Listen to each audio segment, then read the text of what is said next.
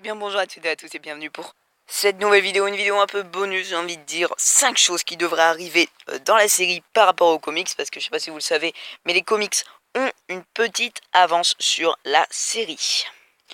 Donc comme chaque début de vidéo, attention spoil sur les comics et la série. Première chose, Rick va mettre au point une stratégie afin de vaincre Negan. Comme vous l'avez vu lors de la fin de la saison 6, quelqu'un va mourir. Dans les comics, c'est Glenn. Je sais pas si vous le savez. D'ailleurs, allez voir ma première vidéo sur cette chaîne YouTube. Mon avis sur qui Negan a-t-il tué. Rick va, en quelque sorte, pas s'allier à Negan, mais se plier aux règles de Negan. En lui donnant pardon. Enfin,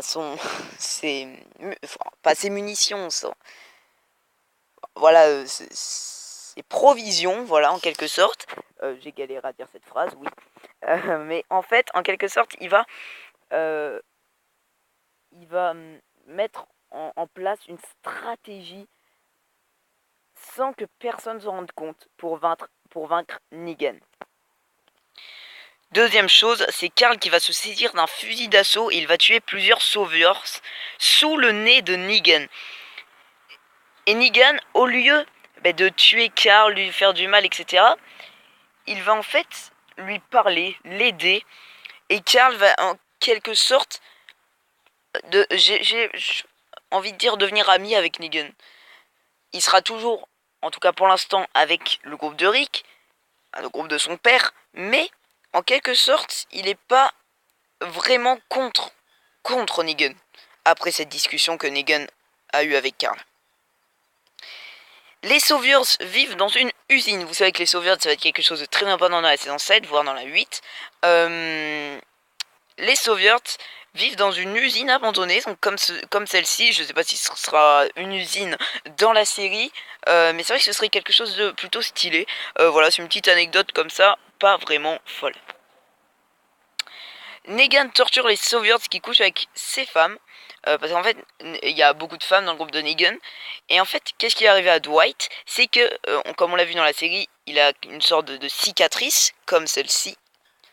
Voilà. Et en fait, c'est Negan, comme vous voyez, qui torture avec une sorte de fer à repasser, j'ai envie de dire, qui vient brûler le côté de la figure de ceux qui couchent avec des femmes dans son groupe. Donc c'est ce qui est arrivé à Dwight, mais pour l'instant Dwight est toujours dans le groupe. Les Saviors utilisent le sang des Walkers pour contaminer des flèches.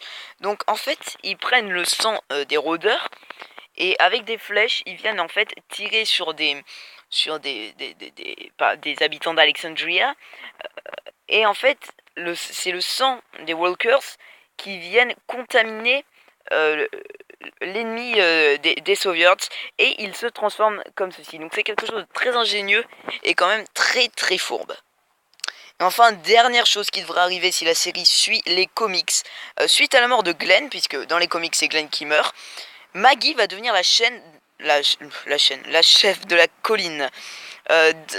Comme vous l'avez vu dans la série, pour l'instant c'est Gregory, le chef de la colline, mais dans les comics, Maggie va prendre la place de Gregory et elle va s'endurcir par rapport à la mort de Glenn, elle va quitter le groupe de Rick et va devenir la chaîne de la colline. Bien sûr, elle sera toujours alliée au groupe de Rick, puisque la colline, le Kingdom et Alexandria sont alliés pour contrer les sauveurs.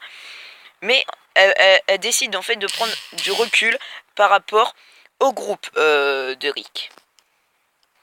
En tout cas, c'est déjà la fin de cette vidéo. Si ça vous a plu, n'hésitez pas à laisser des choses qui sont également arrivées dans les comics.